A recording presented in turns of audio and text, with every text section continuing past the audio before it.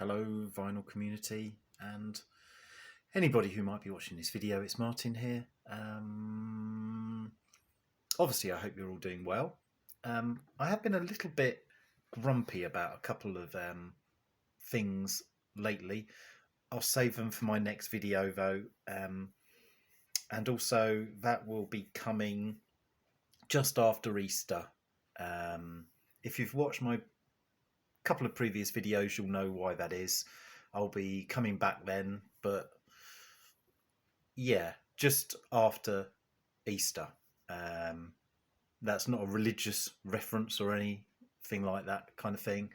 I thought though I'd do a response. Now I think it's Jonås, Sublim Media, recently did this thread. It was about basically bad album covers, I suppose. Obviously his videos were a lot more progressive or jazz or whatever. Probably a lot of mine are more, well, some of them are definitely more like mainstream. And he did also sort of use some artistic integrity and describing things that were like quite funny, to be honest with you. And we all have different tastes, certainly in art and in photography, and albums that we really like and love, and are we don't really like the cover. I just tried to mix this up a bit. There's about 20-25 sort of ballpark things.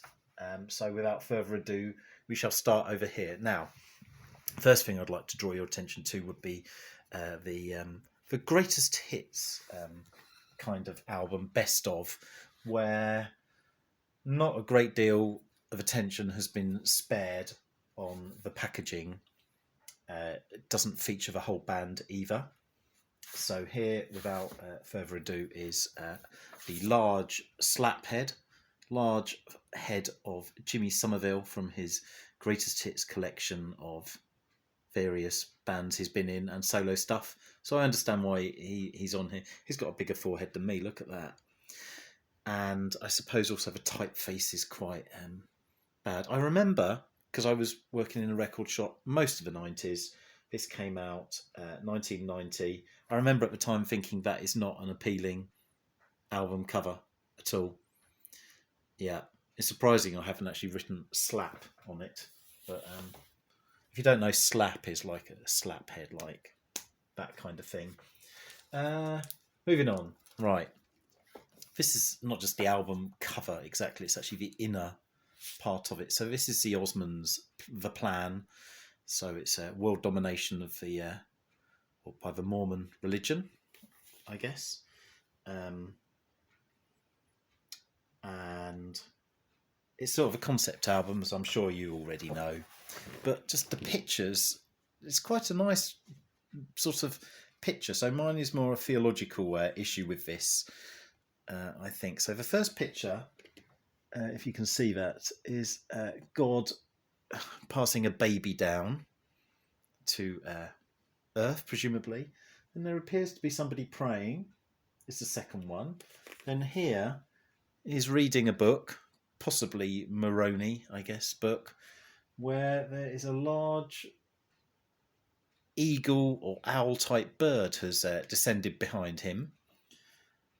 The next one is a man and a woman with touching hands. And then this middle one seems to be some sort of electronic equipment, pre-internet, I'd say. And then after that, he's developed a family there.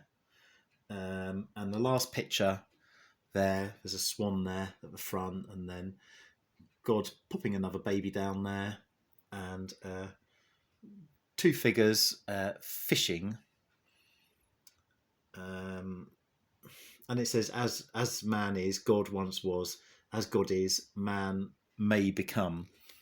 That's quite different from most Orthodox Christianity, I suppose you would say. So that's that group offended, I suppose. Next one, right. Probably offends lots of Americans here. So this is a family favourite, I presume, Pat Boone. And this is his In the Holy Land album with... he is pictured as a Messiah type figure here in some flares. And what do you call that? Well, anyway, you can see it for yourself, can't you? Sort of like, beige. Anyway, the songs on here are generally Christmassy sort of songs. My problem really is that I do not know that people in the Middle East wear these sort of clothes. This is more South American, I would say, perhaps. Patagonians or Bolivia. I don't know exactly, but that would be the problem with that particular album cover. Just completely incorrect, really, I mean, anyway. Now, next, Finland. As you know, my wife is from Finland, and or some of you know, and there's a few albums I have here from Finland that are rather disturbing. The first one, this is actually a nice cover and everything. So this is folk accordion kind of music. I don't know whether it's because the guy is just standing behind there, the accordion and the haircut, or whether it's the red text. But I actually think that looks a little bit Hitler kind of vibe going on there. I find that quite, I don't know, I just find it quite scary. Or maybe he's just a Nazi accordion melodian player, I don't know. But yeah, it's a good album, but a bit scary. Next, this is a Finnish album. Of course, it's going to be a long video, already at 7 minutes. Okay, the next one is this. Some artwork. This is some children's songs, I think. It's just the picture, and they've got their mouths open, and it just look like possessed or something. I don't know what's going on there, but yeah, not pleasant there.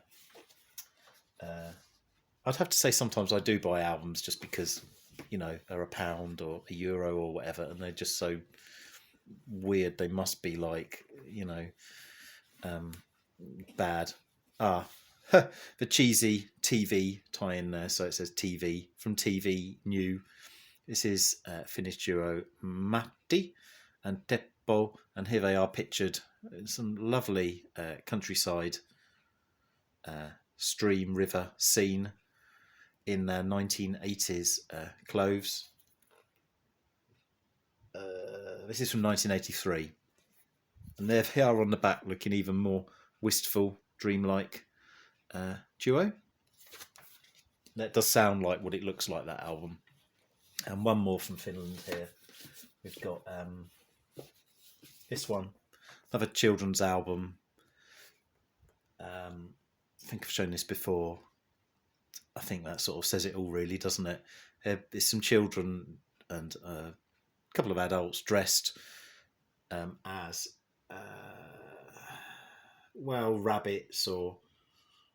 rabbits or rodents or that kind of a thing, and now they have carrots, because this is called Popsy Porkana. That last word is carrot or carrots. So, moving over to maybe more familiar territory. If you'd like to join me here. Okay, so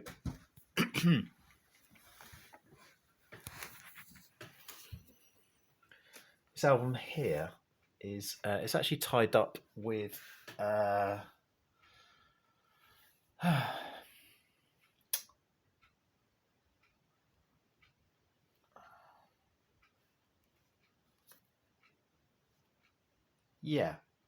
some of these are tied up with Daphne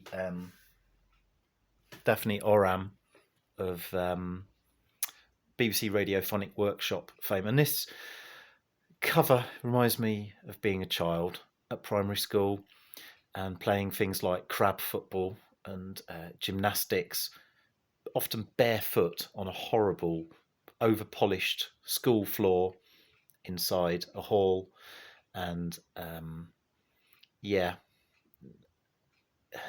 and pretending to be a tree and that kind of stuff. Or maybe pretending to be a tree wasn't like quite so bad, but anyway. Okay, so we'll pop that one back in. Maybe we'll do that a bit later. Next, right. This is this is album before the new one, Anna von Hauswolf. I would recommend this album. It's called Dead Magic, I think.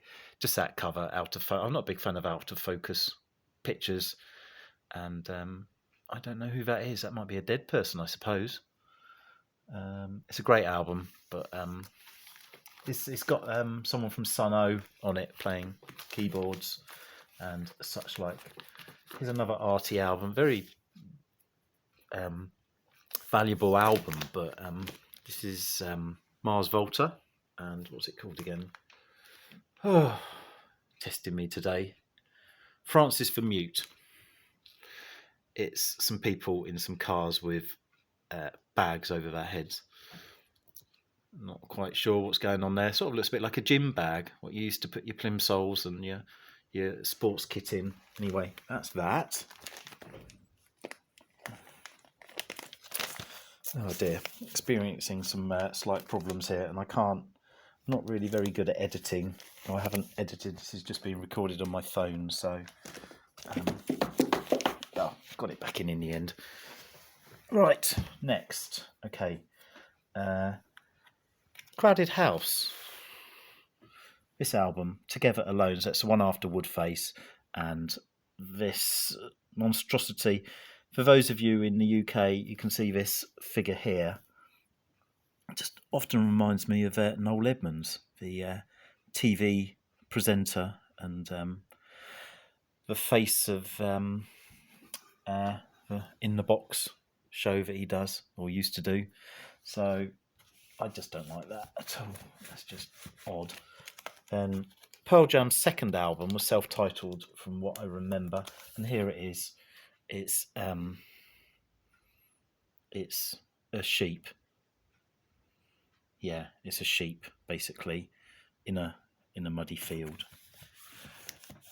Moving on. Took quite a long time to go through all my records to compile this. This is more a personal edition. If you look at my copy of Help, it appears. I actually found this for £1 in a charity shop. It's mono, must be 60s, I would have thought, press, not really that fussed. But anyway, looks like John Lennon's farted, and he's very happy about it too. Similarly, another Beatles album, but this is Moog, played on the Beatles, and there's a rather peculiar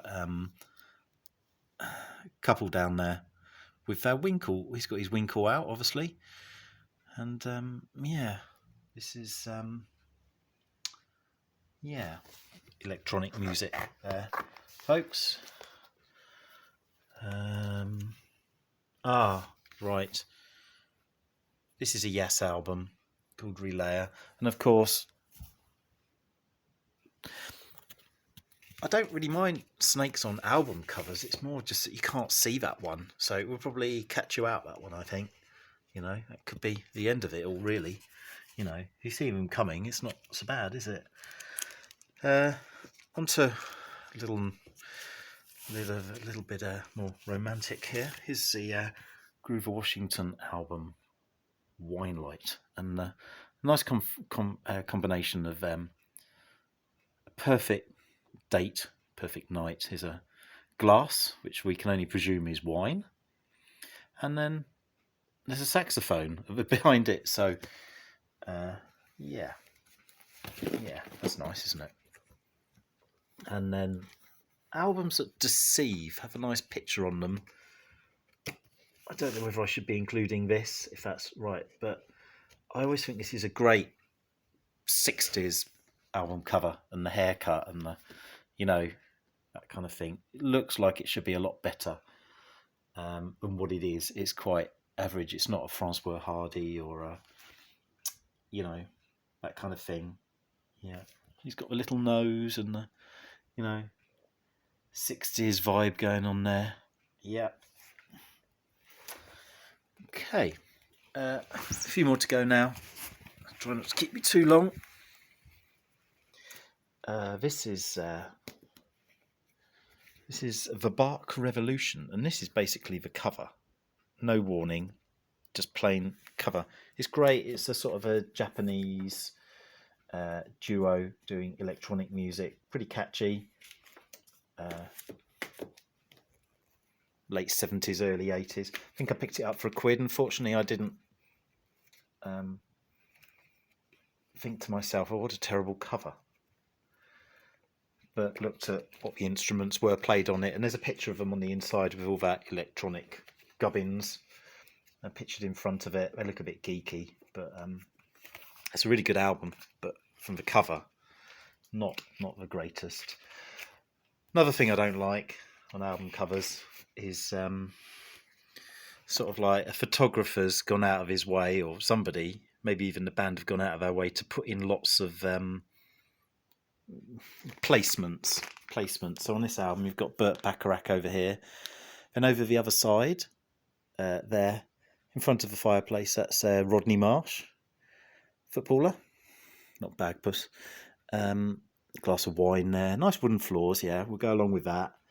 There's a globe up there. Television, watching some specific Western film, I think. Another picture of someone there on the stained glass window. What else have we got? Yeah, it's just all a bit set up for my liking. You know, just I don't know. Anyway, out of date computer images from the early mid-90s. Radiohead, the Bends. Yeah, I guess that is supposed to be the singer. Okay. Next. What were they thinking with making Quincy Jones some sort of countryside pastoral scene and leaving his head and hands and then the rest of it in darkness? That is just bizarre.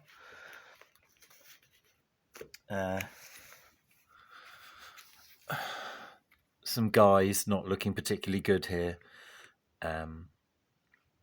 Don't think they'll be winning RuPaul's Drag Race. Certainly not eating bananas, I don't think. Good album, though.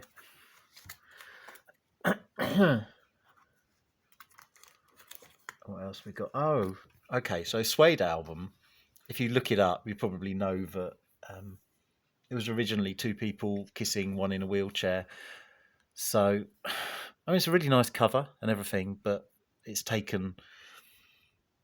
I suppose they would never have allowed the original picture to have, to have been put out.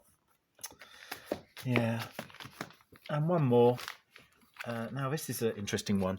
I don't know whether anyone else has a sort of a thing with colours when you see them, and they make you sort of feel a bit, your eyes are blinking or flashing. A lot of people like this album cover, probably. It's a great album. And it's Primal Scream, Screamadelica. It's a good cover, yeah, fair enough. But it's I don't know that it's trippy exactly, but it can make your eyes go a bit funny. It must be some sort of scientific thing of a combination of the colours, or I don't know. I mean, are there special artists commissioned to trip you out? I don't really know. Anyway, that is it. Bit of a bumbling video, but I hope you enjoyed that. I'm still Martin. I'll be back after Easter, as I said. And thanks for watching. Nearly 20 minutes. Toodaloo.